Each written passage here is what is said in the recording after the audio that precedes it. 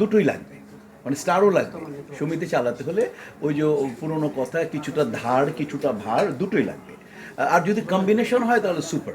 যদি এটা কম্বিনেশন হয়ে যায়, স্টার কাম সংগঠক, যেমন দুটো উদাহরণ দিই, যখন এই রুম ওই রুম, তারপরে বাগান, যখন মনে করেন যে সাকিব আর আমি ওই রুমটা ইন্টেরিয়র করেছি চ্যানেল আয়ের ইন্টেরিয়র দিয়ে, ওই রুম আমি আর সাকিব খান যখন ছিলাম ওই রুম করেছি, ওই বাথরুমটা আমি এককভাবে করেছি।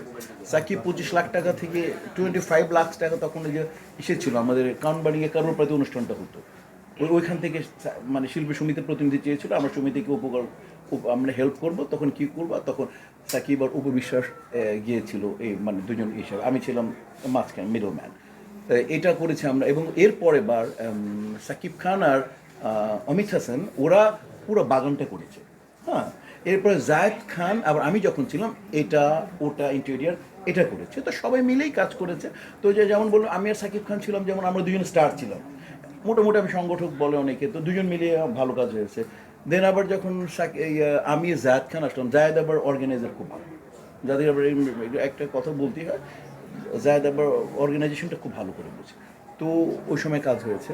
তো তেমনি করে যেটা মূল কথা হচ্ছে যে দুটোই লাগবে, মানে এই সমিতির প্রতি একটা ভালোবাসা, সমিতিরকে আমি সময় দিব, কম্বিনেশন লাগবে, স্টার এবং সংগঠক দুটো লাগবে। দুটো যদি হয়, যদি মানে ক্যাবিনেটে যত বেশি মানে স্টার প্লাস সংগঠক পাওয়া যায়, শিল্পী সমিতি লাভ হয়, মানে শিল্পীরা বেশি সাহায্য পাবে।